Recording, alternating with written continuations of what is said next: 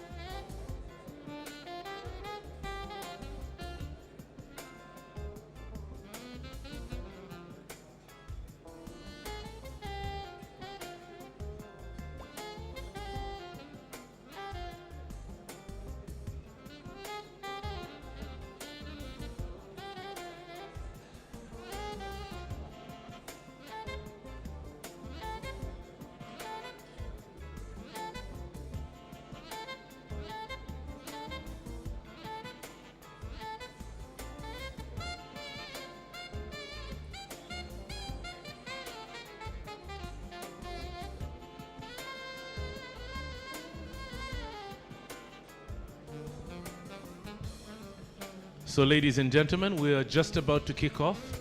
Kindly feel free to pick your cup of tea and sit with your cup of tea so that we can move on to the next session.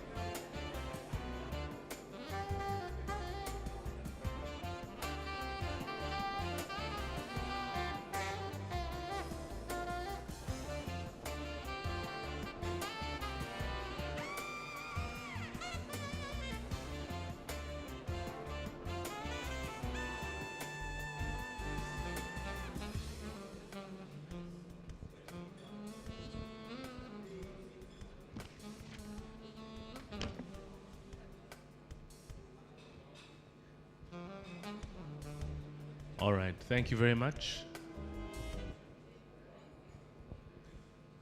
All right, so welcome back, ladies and gentlemen. If you have just walked in, you missed the beginning part of our Power Forum 2023. We had a welcome address from the Permanent Secretary. We had an opening address from one of the commissioners. The Honorable Minister gave us some words of inspiration and gave us guidance on where we want to go in terms of our engagement. But, you know, I just want to put my finger on the pulse and get an understanding of what your ambitions for the day are. What would you want to achieve by the end of today's dialogue? So I bumped into Robert. Robert, just a quick hello here. Just stand up and say who you are, where you're from, and what are your aspirations for today? Good morning, everyone. My name is Robert Hubur. I'm working with the Ministry of Energy and Mineral Development as a GIS advisor, Geospatial Information Systems advisor. And through the geospatial information that we have gathered and that we gather throughout the country, we help to support the ministry in their planning activities and the rolling out of electrification throughout the country. So during this day, I'm really trying to get a grasp from some of the views on what's going on in the country regarding the energy planning and the modernization of the energy sector throughout the country, and see how we can support that process. Thank you. All right. So Robert is looking at how are we planning, where are we going, where are we going to put energy in terms of anticipating demand and supplying that demand. But our next panel is a more specific one. We're going to be talking about energy transition and a sustainable energy mix. And to be able to handle this particular session, I'd like to call upon a very special guest. Ladies and gentlemen, please welcome the Commissioner, Energy Efficiency, Engineer Kalanzi. Big round of applause as he makes his way to the podium.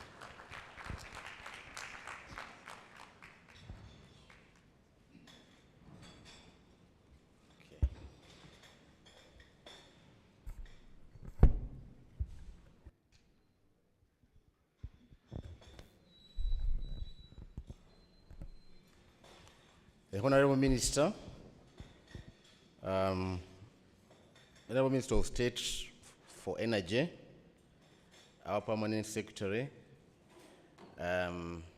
all the CEOs present, and all protocol observed in that regard. Distinguished participants, I came in a bit late because I was handling something else, but as I came in, I found the energy policy being given out, and I guess everybody has a copy. And we're handling a session which is very interesting. Energy transition and the sustainable energy mix. Then in the tea break, I was talking to another Minister of State for Energy that he just said he has excess energy, but he gets disturbed as he's moving in the villages. There's no line, no promise of electricity, but he's saying he has excess. He's saying he's ashamed to be saying the excess, but he just said it here in terms of generation. So it shows the challenges that AMID has.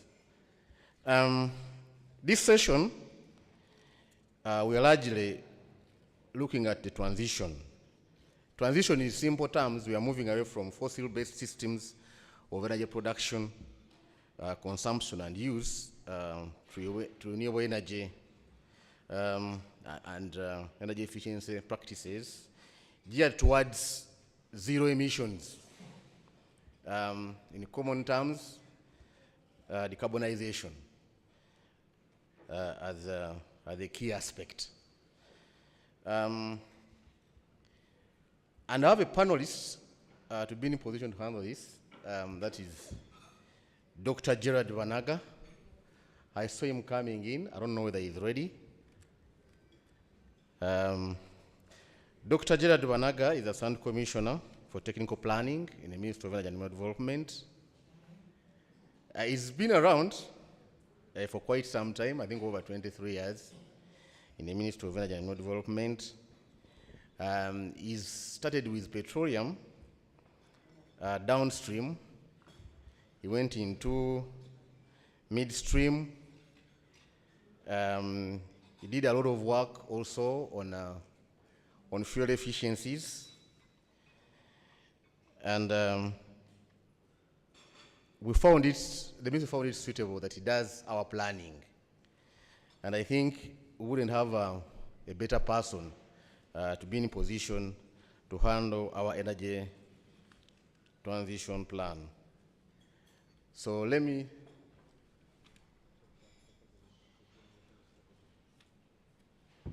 okay. They are telling me we start with the generation strategy. I don't know why doctor is not ready, but it's okay. I think we can still manage. When I picked the energy policy, on page 16, I found something very ambitious, which has been mentioned here. Our target is 52,481 megawatts by 2040. And the ministry is in the process of putting up the strategy to meet that target by 2040. The ministry has been working hard, bringing in engineers, and one of them who have been doing a lot of work in generation since he joined the ministry is Engineer Emmanuel Nsubuga. And I think we still don't have a better person than him to come and present this. Every day is giving us so many documents he's reading, but I think it is the right time now to see his read. How practical is it for us to be in a position to meet this target? It's momentous. So, Engineer Subuga, please, you are most welcome to come and give us the strategy to lead us to the 52,481 megawatts by 2040.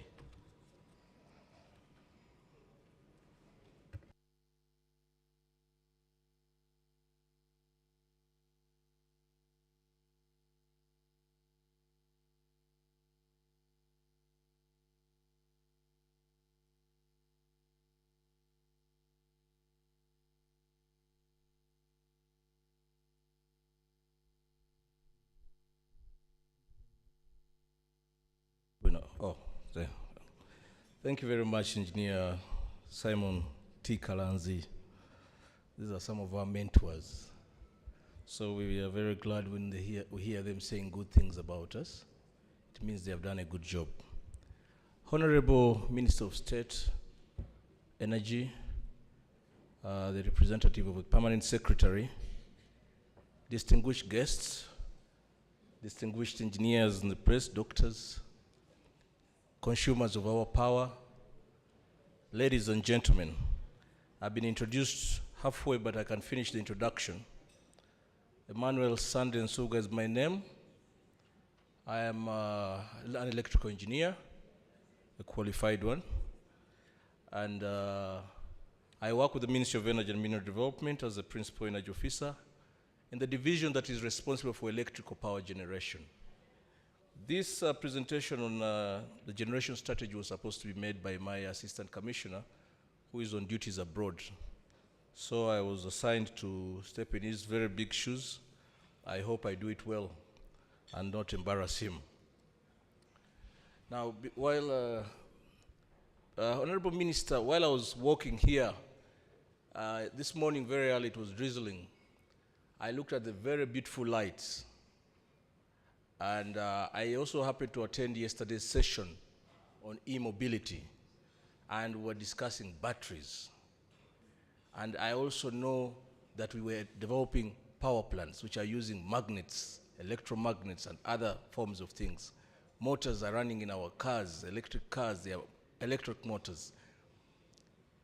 And I realized that we were in trouble because over 100 years we have failed to secure the battery. The e-mobility that we were talking about yesterday is not for yesterday. By 1899, people were already driving electric cars. Okay? There was a DC system. The first transmission system was a DC system built by Thomas Edison. But why did we get away from electric batteries and move back to fossil, and then now we're running away from fossil? The battery. And the battery, the problem is the charge. And the problem, therefore, is electrochemistry. As long as we continue to depend on that, there will be problems. Then the other one is scarcity. That a lot of material that we're using in our lights, in our magnets, in our batteries is scarce. It's rare earth. And some people have already dominated it. China largely dominates a lot of it. Now, where we are going, we may need to take advantage of what we have in terms of minerals to leverage our advantage in this fourth industrial revolution. I will be able to conclude with my proposal on how to do that. But for now, let me wear back my coat of being a Principal Energy Officer and present to you our power generation strategy. Thank you.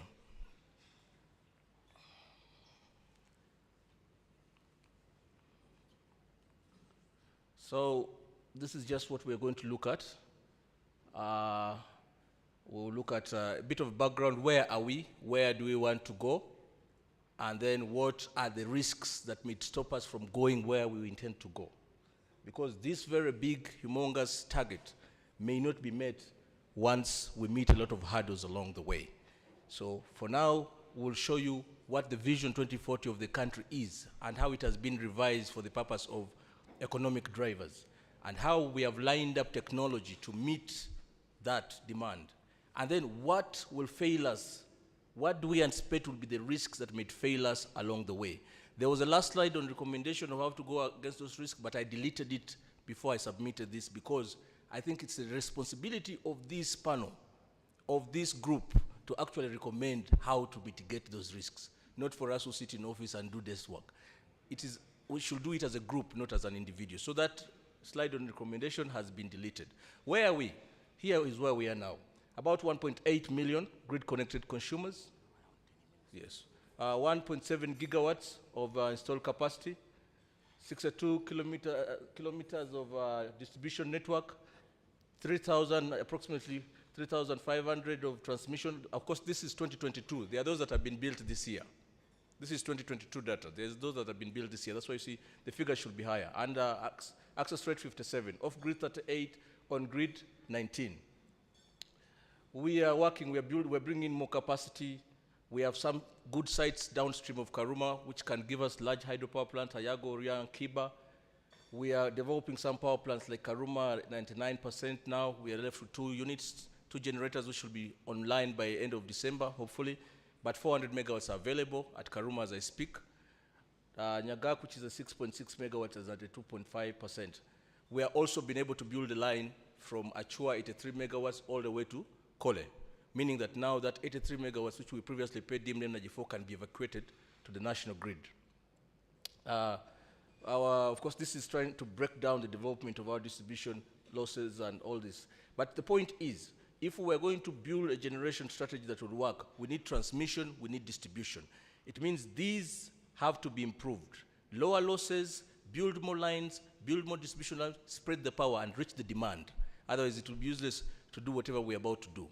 Now, in consultation with Vision 2040, we had a target of 41 gigawatts, which has now been revised to 52.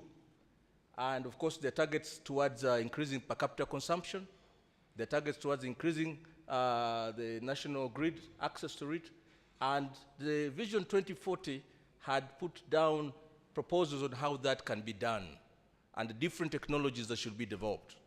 So when we had, during the process of preparing this energy policy, and you can look at page 20, 4.11, if you want to see the details of the electricity generation. While we were preparing this energy policy, we had interaction with top management, topest management, most executive management, and we were guided that we must look beyond the original 2040 of 41 gigawatts because other countries have leapfrogged, like so we're given an example of Vietnam. So we worked together with, you can see the comparisons there in which we were being compared to Vietnam. We are almost the same size as the United Kingdom, but you can see the disparity, the difference in terms of poverty levels, GDP per capita. But of course, these are old countries who probably must have taken a lot from us and used it to develop themselves. But Vietnam did not come here, so they did not take any of our stuff. So they're a good example to look at because they don't owe us anything. But this is a comparison to show you, because we want to aim higher, we have to look for people who are similar to us or who are extensively away from where we are. So when we did that, we worked with NPA, and NPA proposed to us what they called the drivers. What is going to drive the future need for energy until 2040? And among those, you could see they put a business as usual scenario in which we will require only 8.5 gigawatts of power by 2040.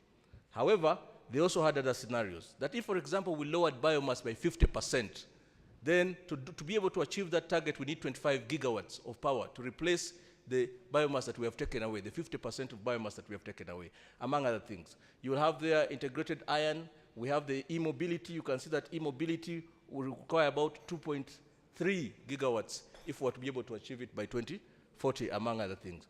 And phosphates and mining and all this stuff. So when NPA provided this, they had this total demand of about 52 gigawatts of power that will be required by 2040. So our responsibility as the generation division was to line up technology to see how we can meet that. And this is what we have proposed. This is still work in progress, as has been alluded to by the moderator, but this is what we have started to look at, and we are going to model it and improve it. That if we lined up hydro, geothermal, solar PV, nuclear, cogeneration, green hydrogen, gas, waste to energy, wind, thermal, peat, in certain proportions as proposed here, you could end up with the 52.5 gigawatts of energy. We should be able to meet Now, this is work in progress, and of course will create a lot of debate. We're still working on the investment plan in detail in terms of where the transmission lines going to pass, how much money is that going to cost, where are these power plants going to be located. But you can see that we have estimated that this generation strategy will cost us about 250 billion or something US dollars. Trillion, actually, that's trillion, yes. So it's money we need to find, because you cannot develop to meet the other drivers without this money. Now, what may fail us? From our experience, the following things are likely to occur. Or if they occurred, there will be a risk to us. Land acquisition, the minister has already talked about the challenge we have with land acquisition. Power theft and vandalism, we have experience already with Karuma and Simba and the others. High cost of capital, this high cost of capital must be sourced. Are we going to fund this by private capital, public capital, a combination? That is a risk that is looming for us if we were to meet the other targets. International requirements, for those who are working on the nuclear, and they'll be on the panel, there's a lot of international requirement towards developing nuclear energy. You have to go through all those different steps, the 3 milestones approach, and that is a bit difficult for us. So it may delay. Supporting infrastructure, technology, and human resource. You need roads, you need railways to move heavy machinery. You need the human capital. Nuclear is busy training them, but we need to train human capital. 52 gigawatts will not come by having 5 engineers in a department or 100 in a sector. We need more. And we're working on a training facility now. You need technology. We need to be able to know how to do it and to do it well. Non-performing MOUs. We are stuck with this one, Honorable Minister. You might have to help us with that one, where people are holding our sites, holding our MOUs and running around the globe searching for money. Force majeure events. Should there be another pandemic that could impact on whether we can achieve our strategy? Mobilizing private sector funding, participation in this generation strategy. Access, if the demand does not grow the way it's scheduled to grow to meet that demand, then we would have invested money on deemed energy. And then high energy losses, dilapidated distribution network, because we need to take this power to the people. So these are some of the challenges and risks that we anticipate, and we hope that this group will be able to help us to propose ways to mitigate it. I would like to conclude, moderator. Thank you very much.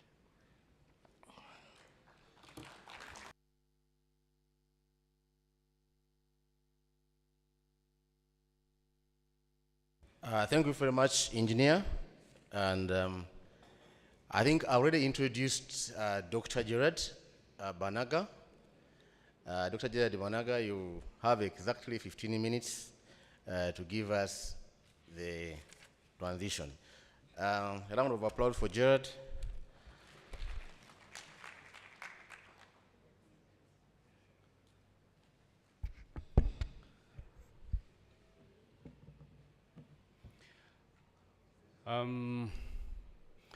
Honorable Minister,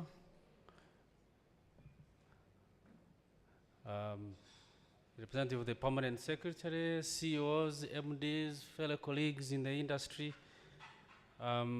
ladies and gentlemen, I have not had the opportunity to internalize the order of protocol, so I hope I've covered it. My name is Gerard, so can I have the slides up?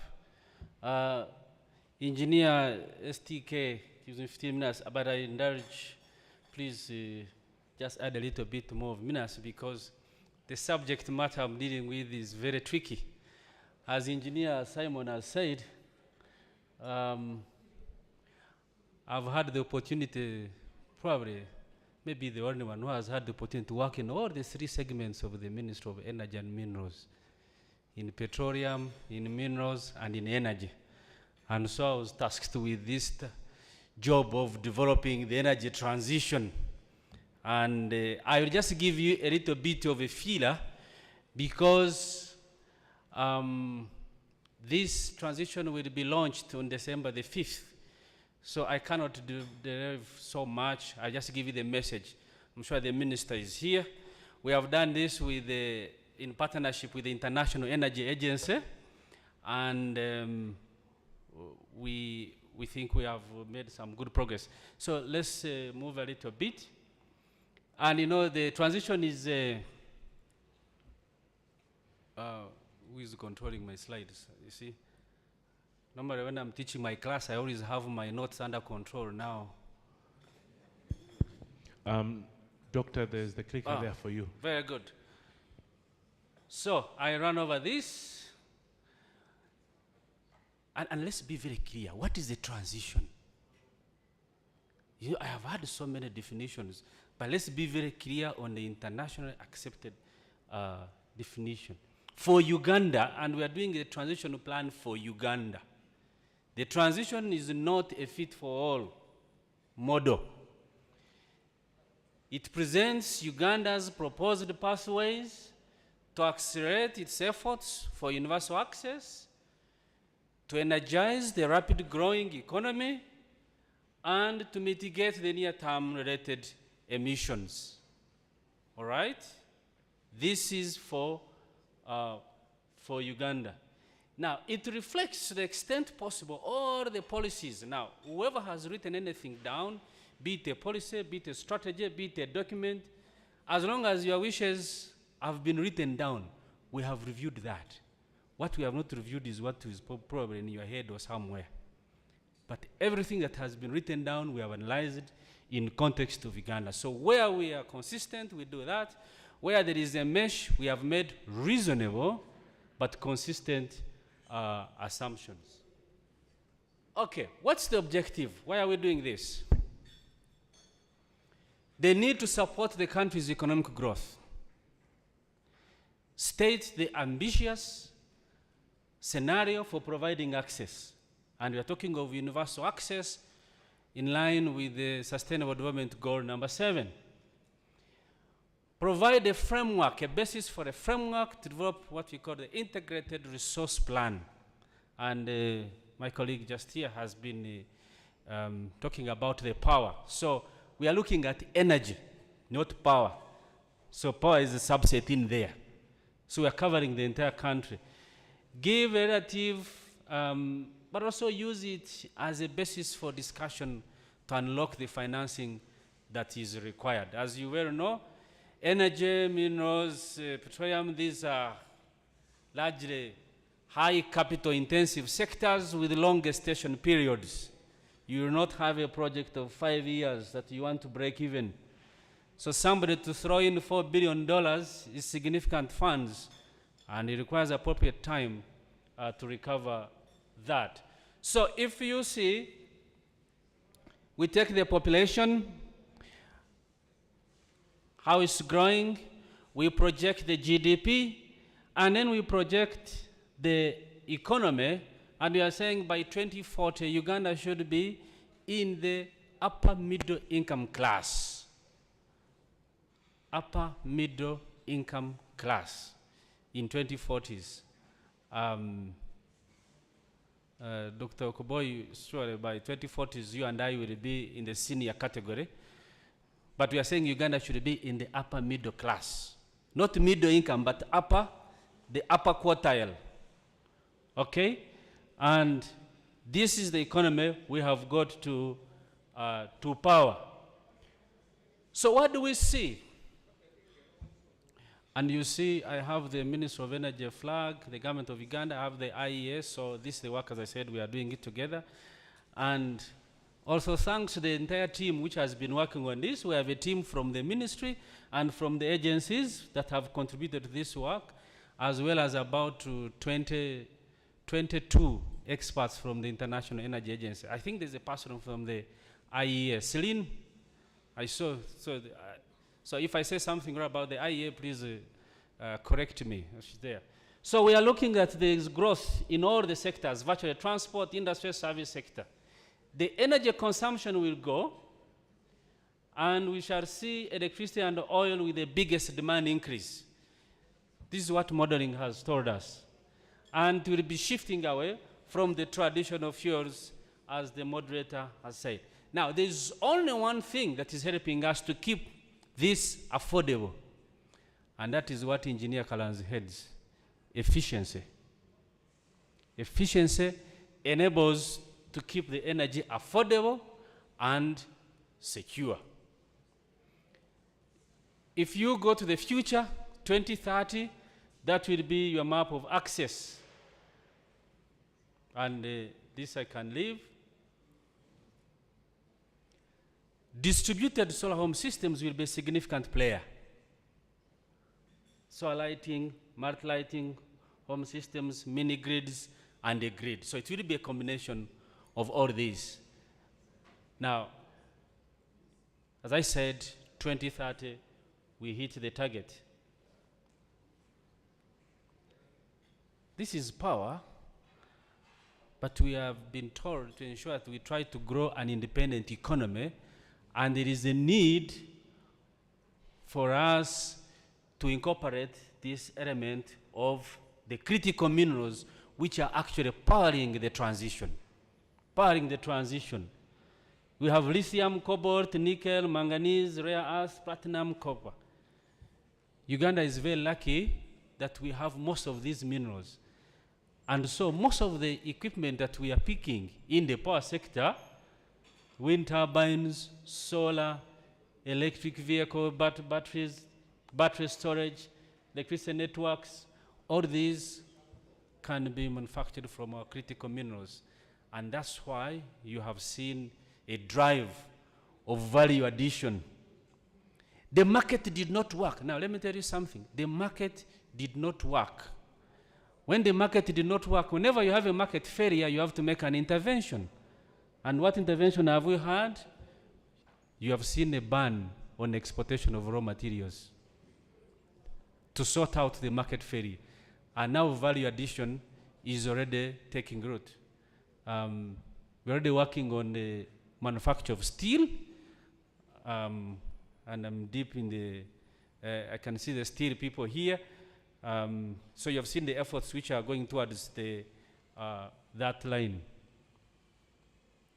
Now, I decided that we share this presentation so that one of my tasks is to do promotion. So I am also promoting the critical minerals that push this transition.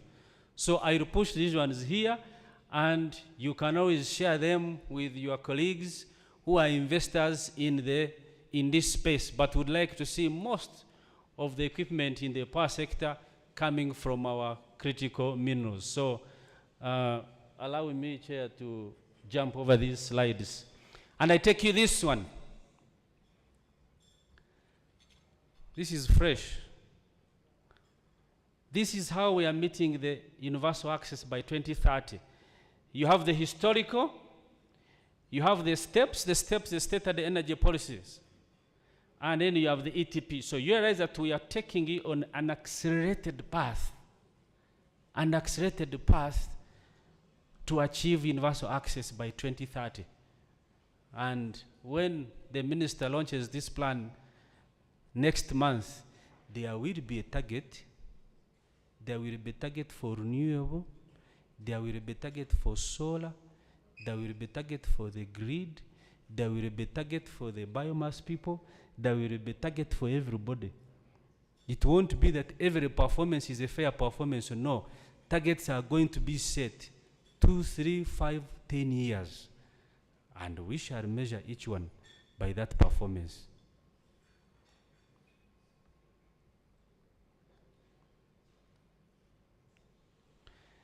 One significant factor you will see is electricity and oil demand growing. Electricity demand growth is going by 17-fold.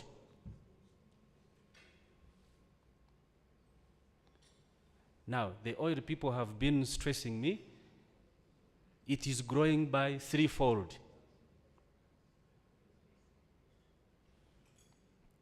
And the bioenergies is growing by 1.5. This is by 2040.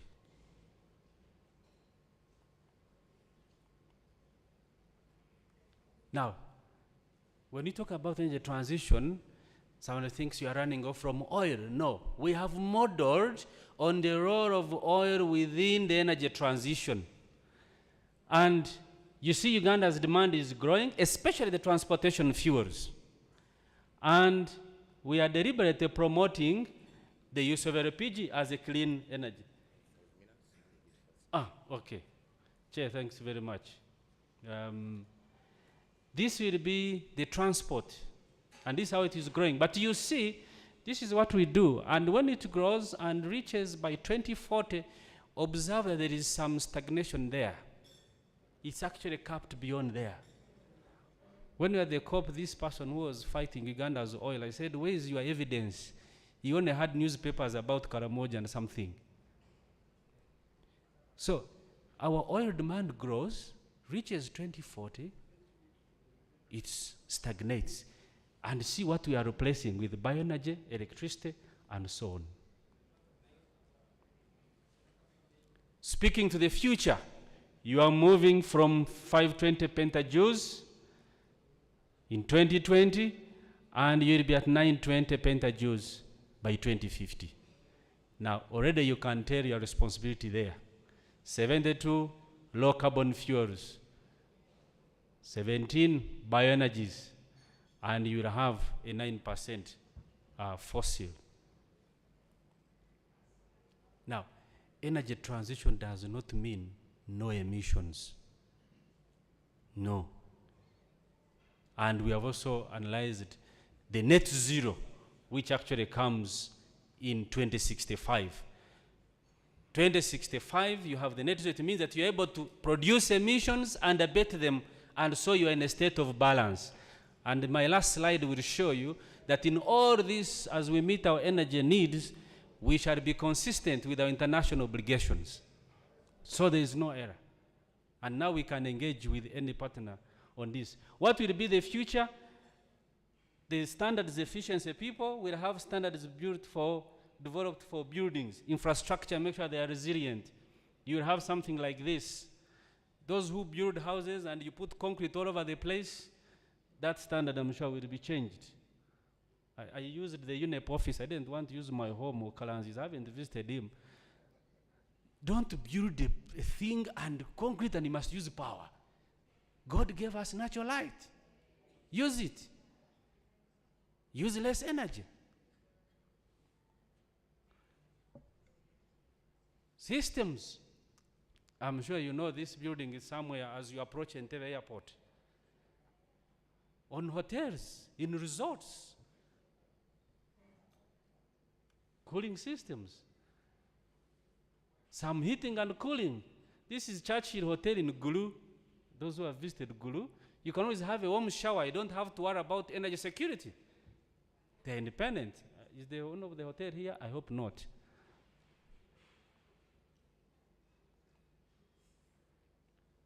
I'm speaking to the future. The 3 stones should have progressed to here. But you see, this future has already arrived. We need to develop this to deploy all the renewable energy technologies, including the biogas, the biogas. I just did a $300,000 project at Mount St. Mary's College in Namagunga. I was trying a business model. It works. And we have done, the ministry has done in several schools. We just have to accelerate those applications. So we've tested the models, they work. They work.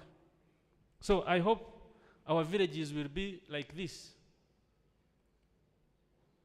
The mini grids, we are going to develop them at a much scale.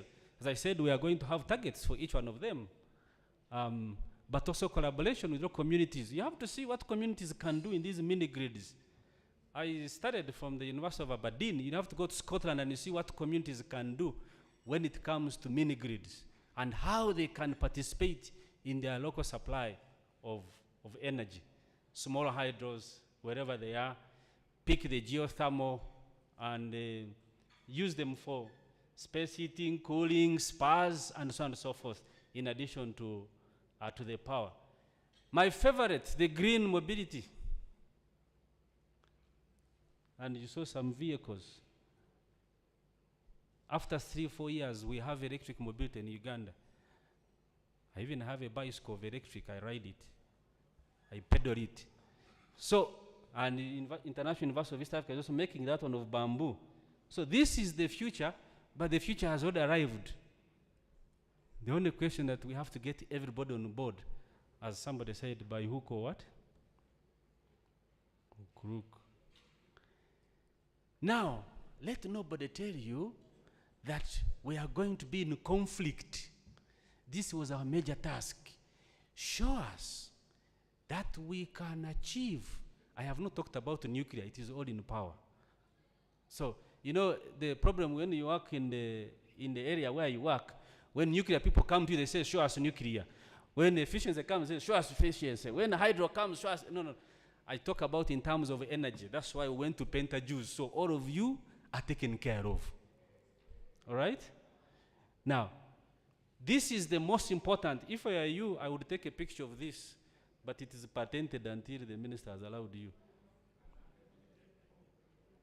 That we are going to do our job, and at that time we are still consistent with our national and international obligations as per the Paris Agreement. And we have modeled the conditional as well as non-conditional. So there is no conflict that this country, in exploitation and utilization of resources, is negating any of her obligations. This matter is settled. If you come across anybody, please send him to us. You can also send him to me, and I will sort him out, or her. Because we negotiated and we have this. Key thing for us, that 2030, we achieve universal access, and everybody must work so hard to meet this objective. We are going to decarbonize the power sector, as the engineer Kalanzi said. We are taking a low carbon path. You know, the transition means show us that you are improving your energy supply, your energy access, at the same time you are mitigating your emissions. You are reducing your emissions. And emissions for each country have been stipulated and submitted to the United Nations Framework Convention for Climate Change, UNFCCC. So we know which each country's volumes and expectation as per each year. And we are consistent with that plan. You see, the emissions peak by 2040. And by 2060, we are consistent. And I said 2065 actually is the net zero. The net zero, we shall be able to be in the balance mode.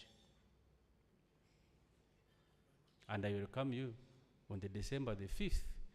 Please accompany the minister to launch this, and we shall have sorted out every problem that this country has faced. Thank you very much. Thank you very much, Doctor. Sorry for making you rush through your presentation, but a very interesting one.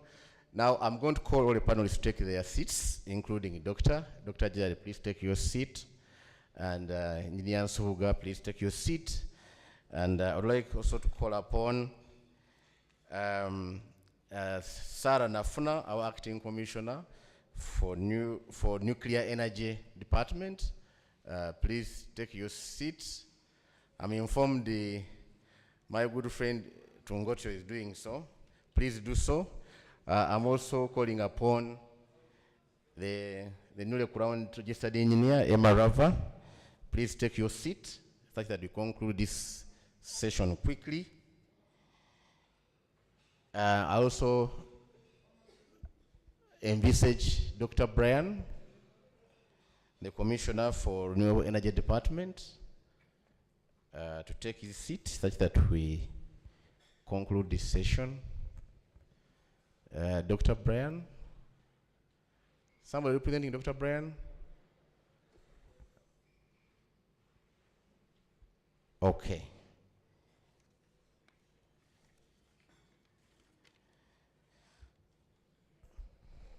Gerard has taken us through the transition and what we need to do. As he was concluding, he kind of tickled us that nuclear says is not seen, but for him he had already covered it. Dennis, you talk of 24,000 megawatts. Gerard talked of international obligations. I know of Iran, with all the money they have, they are struggling to have their nuclear power plant. Germany closed theirs. Many countries in Europe are closing nuclear power plants. The disaster in Japan is known. France, I think, is now the leading country with still nuclear power plants, supplying a number of countries in Europe. Bringing all that context to Uganda and what Gerard has given us. And of course, Subuga relies on you and 24,000 megawatts. Please, what's your take on this in a minute or so? Thank you very much, Engineer STK, moderator. Honorable Minister, the representative of the Permanent Secretary, the CEOs, all protocol observed. I begin by introducing myself. I am Dennis Tusime Tungotio, a Senior Energy Officer in the Nuclear Energy Department, and I come here to represent the Commissioner, who is there seated, and I represent the department. So I'm here as the Department of Nuclear Energy. And it's a pleasure to come here and be with you and share our nuclear ambitions and aspirations.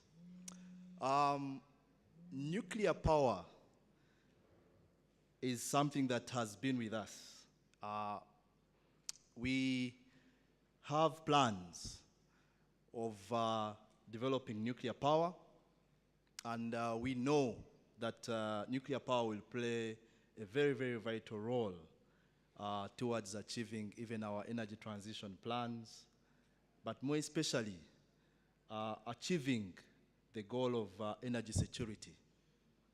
So in light of that, as a government, as the ministry, we have a strategy that we have been following. And in that strategy, there are a set of activities, a set of things that we are doing to realizing our first nuclear power plant. And you have talked of the legal frameworks, you have talked of, Engineer Sandy talked about the international treaties and legal instruments.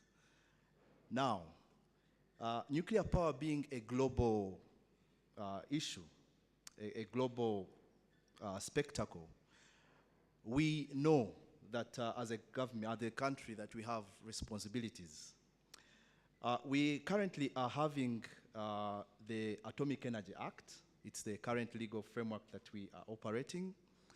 And in that act, the Atomic Energy Act 2008, it establishes two institutions, the Atomic Energy Council, the regulator, and also the Nuclear Energy Department, which is now promoting and developing nuclear energy for power, for peaceful applications, and for also nuclear fuel.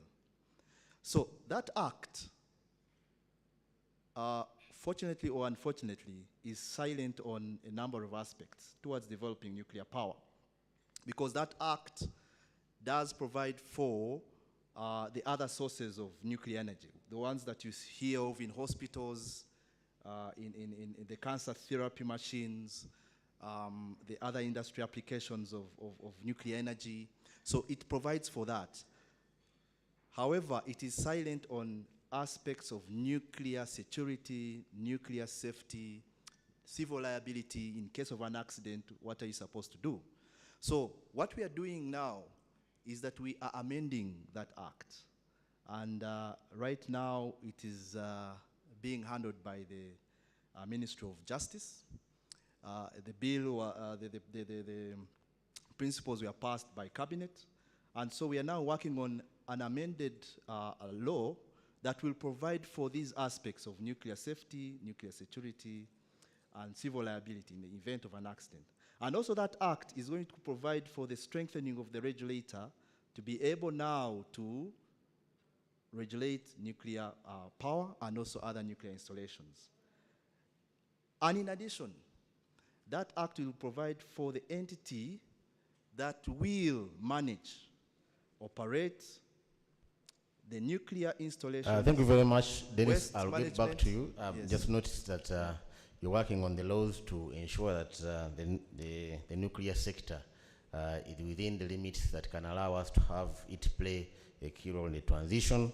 Now going to Engineer Emma Rava. Energy efficiency alluded to as a fast fuel. And Dr. Gerard came in handy that it's one of those areas being looked at to provide energy and make it affordable. And it's also one of the key mitigation options to lead us to, Gerard talked about 2065 to net zero. And I'm informed that your department is working on the law.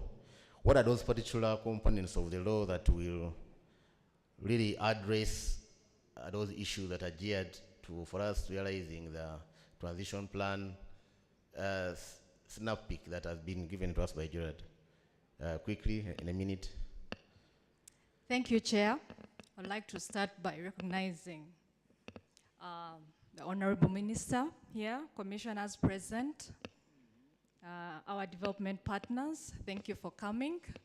And good morning to you all once again. I'm called Musime Emma Rava. I work as a Senior Energy Officer in the Department of Energy Efficiency and Conservation. Yeah, it's indeed very true that energy efficiency plays a critical role when we're talking about energy transition, and it has been highlighted as it was highlighted in the draft energy transition plan. It's one of the pillars for energy transition, and Dr. Managa clearly mentioned that it's required if you want to make energy efficient, energy affordable and secure. So, Chair, allow me to give you a brief background of the law, our energy efficiency and conservation law, before I give you the components. I would like to mention... I think in interest of time, give us those particular components. That really, address Gerard's issue. I thought I should give a background, but it's okay. Let me go into it. Okay. So, of course, we have a challenge that we have not been having adequate regulatory framework to push energy efficiency in the sector. So having this law in place is going to help us mandate energy efficiency measures, but also ensure compliance of standards. So one of the key things that stand out in the law is designation of energy consumers. The law is going to provide for designation of especially high intensive energy consumers who are going to be required to comply with some of the energy management requirements that will help optimize the energy consumption. Then another thing is the law will provide for incentives. It will provide for the minister to make regulations that will provide for financing mechanisms. I need to particularly point out that the previous draft, you didn't allow me to give a draft, but the previous draft did not have certain aspects like financing mechanisms that are now trending in the space of energy efficiency, like the energy ESCO model mechanisms, yeah. So it will provide for the minister to come up and with innovative financing mechanisms like that. Then also the law is going to provide for establishment of minimum energy performance standards. We already have minimum energy performance standards for some appliances like motors, refrigerators, freezers, and I think lights, CFLs mainly. But we are going to look at more standards, and we hope that these standards will guide stakeholders when purchasing or when making purchasing. Thank you very much, Emma. I have not completed, please. Yeah, I've only highlighted three components. I just took a look again at page 20, and I've just heard from Dennis that they're still working out the laws to be in position to have a nuclear power plant. And on your budget, it is the biggest amount of money that you require, 160 to 480 million US dollars that you require for that task. And the closest to that is the solar technologies, which is 24,100,000. And largely, where your least concerned, of course, comes in hydro, where you've done a lot of work. Now, as a person who looks at us to have that generation, don't you have any worry with you, since everything is still in its infancy for 2040. Thank you very much, Engineer Kalanzi. Now, I'll first speak as an engineer, then I'll speak as an officer. There are low-hanging fruits for us to tap. Demand-side management, energy efficiency, energy conservation, load management. You can create demand by simply playing around with the load. That is the first low-hanging fruit. The second low-hanging fruit for us to do is power that's already in another country. Ethiopia is generating a lot of power. It's coming to Kenya. It's not reaching us here. If we can build connectors, we don't need to build power, as we build our power plants. Those connectors can bring power from other countries to our countries. That's another low-hanging fruit. We have power plants here that only work during the day. In the night, they are shut off. These solar power plants, the 20 megawatts, the 50, those ones, in the night, they are not working. How do you make them work? You introduce storage. If you introduce storage, you increase flexibility. You now have that power plant both during the day and during the night, because they're off during the night, and therefore you can be able to meet some demand out of that. And now I'll talk as an officer. We are late for our next large hydropower project. We should have started that by now. I know there's a multi-sectoral committee that is preparing feasibility studies, rather preparing terms of reference to do a feasibility study, but that is an issue that we need to fast track. Because I was calculating that if we were to meet 52 gigawatts, we need to be constructing 87.3 Karumas in parallel for the next 10 years. I submit. Thank you very much, Engineer. Gerard, I think you are hearing some echoes towards your energy transition plan. Where do you see yourself? It looks like Engineer Nsubuga is already looking at other options for meeting 52,000. And for you, your interest is us to be there. So how do you see us handling that transition, putting into consideration the climate demands and everything else? Yeah, of course, the one issue is, of course, the energy security. And so this interconnectivity kind of boosts the energy security. But I wanted to speak to this nuclear. Nuclear, we have given them 2032. We must have 1,000 what? Megawatts. We have run a scenario where nuclear is not in place, but I don't think that will be for us. Maybe that ministers will handle. Mine has been, you must give us 1,200 by 2032.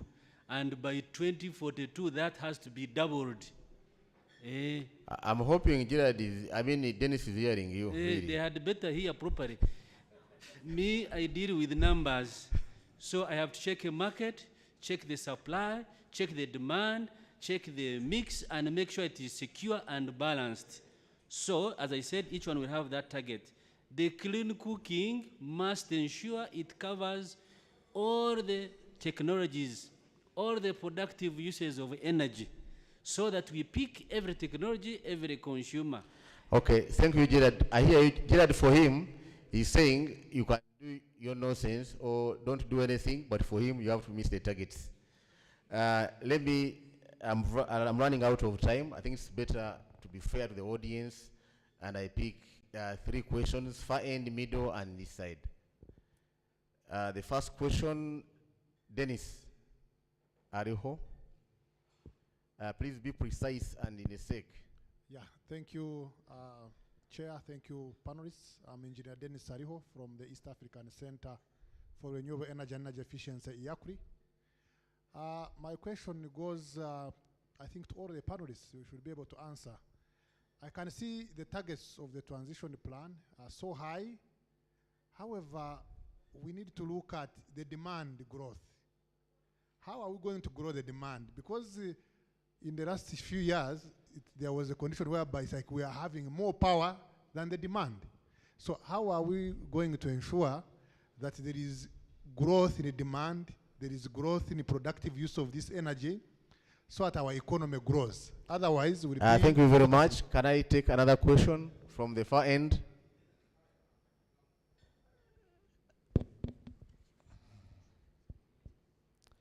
There's no another question far end.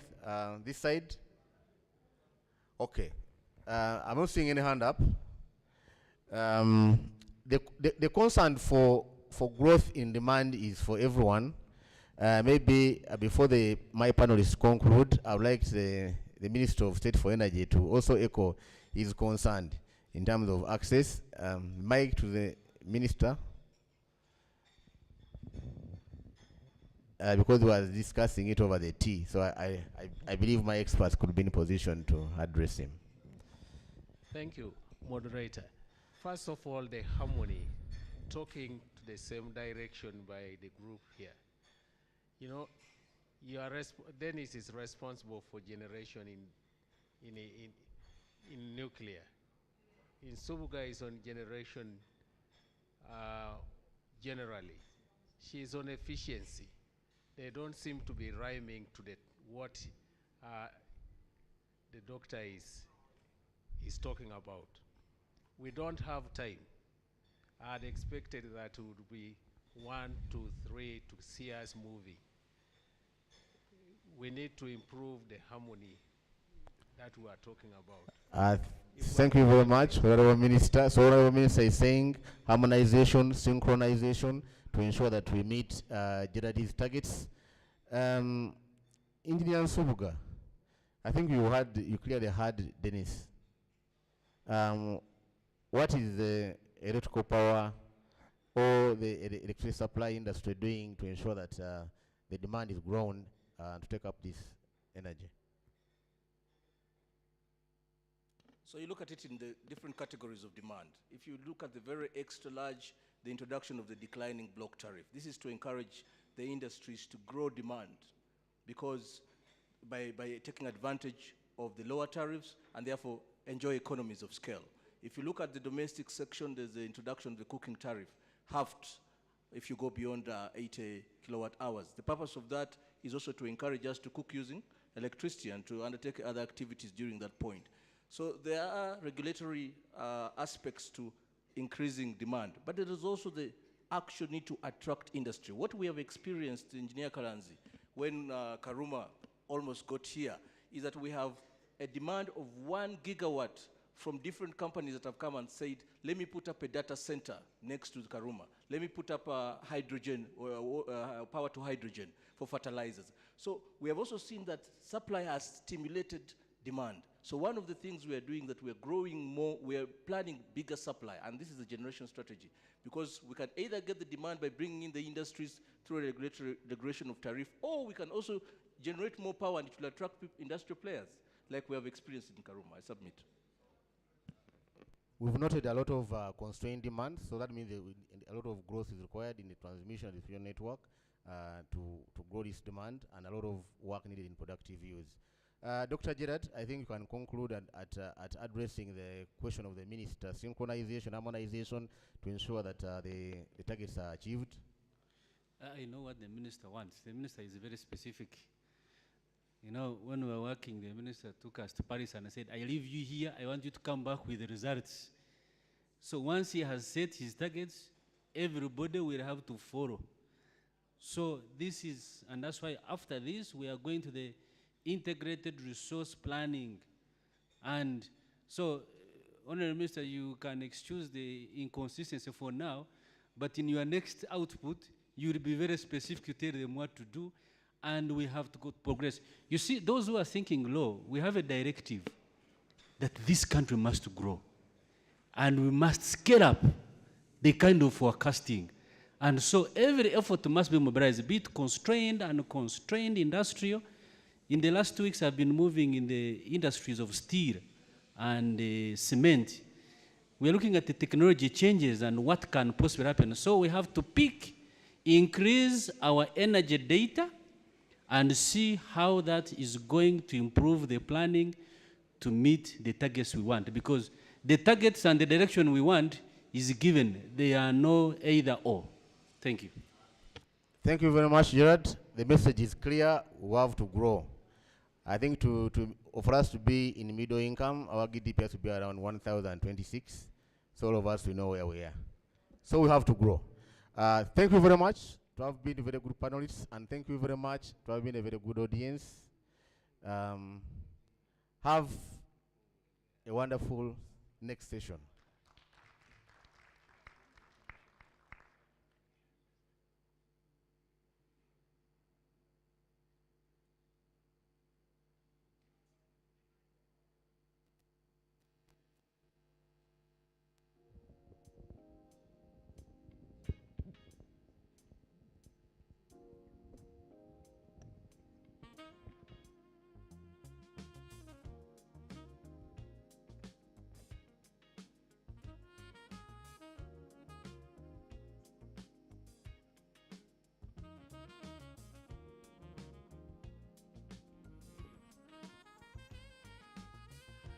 Ladies and gentlemen, I think let's give a big round of applause to that panel. I think it was very well done. I think there are a couple of things that I noted with great interest. First of all, I'd like to appreciate the moderation skills of Engineer Kalanzi, because you know that he's a commissioner for efficiency. I've never seen anybody manage a session with such efficiency. He would, in a strong way, cut you off. You have nothing to say, and he would finish your statement. That's what they call efficiency for you. So let's give him a big round of applause. And again, also for full disclosure, I don't know if you notice also the transitioning plan from Dr. Banaga, Gerald. Now, what a lot of you don't know is that myself, way back in 1996, when I joined the university, I was in a massive hall called Lumumba Hall just in Kampala there, for those of you who have visited the place. Now, the moment I opened the door of my room, guess who I find there? A young Gerald Banaga, who ended up being my roommate for 1 year. So you can see that from that one room came 2 doctors. Hallelujah. So you can see one is now transitioning power, the other one is wasting time on microphones. So you can see how life takes people in different directions. So, ladies and gentlemen, I'd like to just keep engaging with people and asking, what are your expectations for today? So I bumped into an individual who happens to be, an engineer, but also, shockingly, a past president from my Rotary Club. This is not nepotism, it's just that I'm finding people who I see almost every day. Past president, not president of this country, but of Rotary, Peter Balimunsi. Peter, I know you're an engineer. Just stand up and just tell us in which capacity you're here and what are your aspirations? What would you like to actually output and experience during the course of the next few hours? Just stand.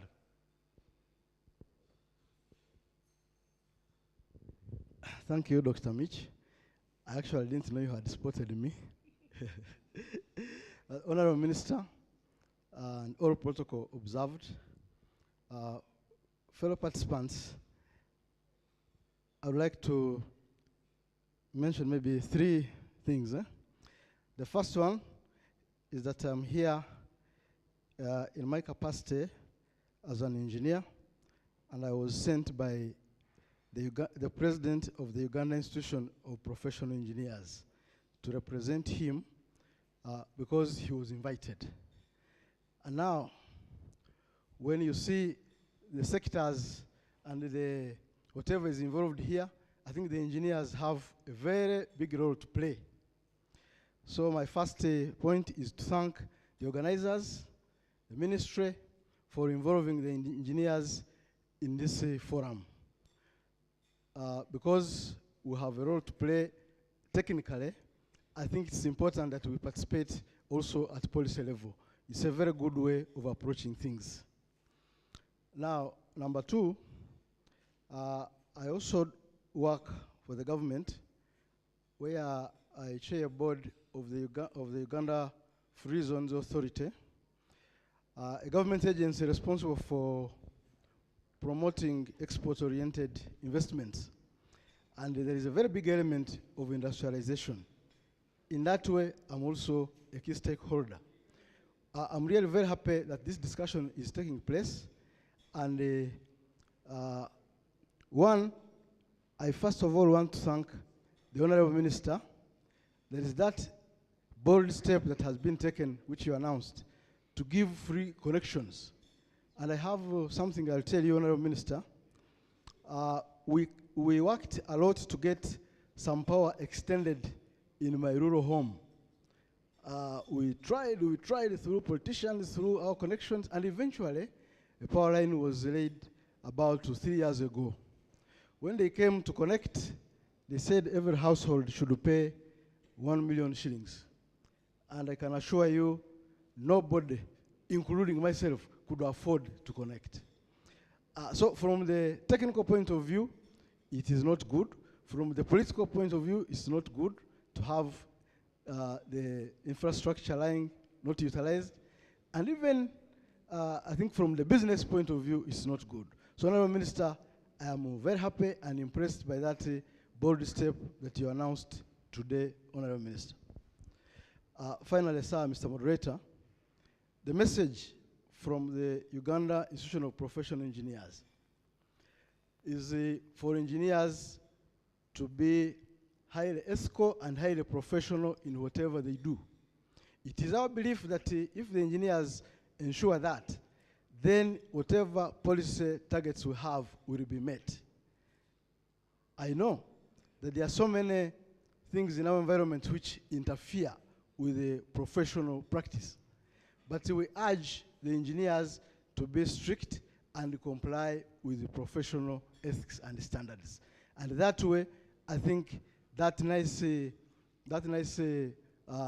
intention of today's discussion will be met. I thank you very much, sir. Thank you very much, Peter. Let's give him a big round of applause. Peter mentioned the fact that policy is very important, and our next panel discussion actually is going to be discussing the role of effective policy and regulation for enhanced utility performance. To actually manage this particular panel discussion, I'd like to invite an individual who is the country coordinator for a GIZ global program. It's called Get Transform, and they happen to be sponsoring today's forum. Please welcome Henry Jumba. Big round of applause.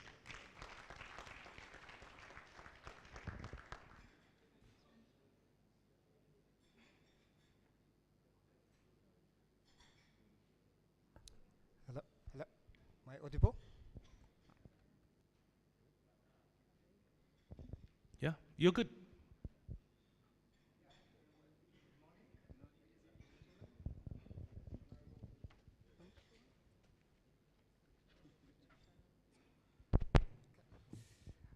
Honorable Minister, ladies and gentlemen, a good afternoon. I think we've moved into the afternoon, I think.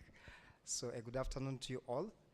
Just like I've been introduced, my name is Henry Jumba, and I work as the country coordinator for Get Transform, the project that's just behind you, a project that is implemented by GIZ, and it's a global project that is the European Technical Assistance Instrument. I'm happy that all of us are here today, but allow me in a special way appreciate the cluster coordinator for energy and climate, Mr. David Otieno, for all the effort that you've put in to make sure we are comfortable today. So ladies and gentlemen, a round of applause.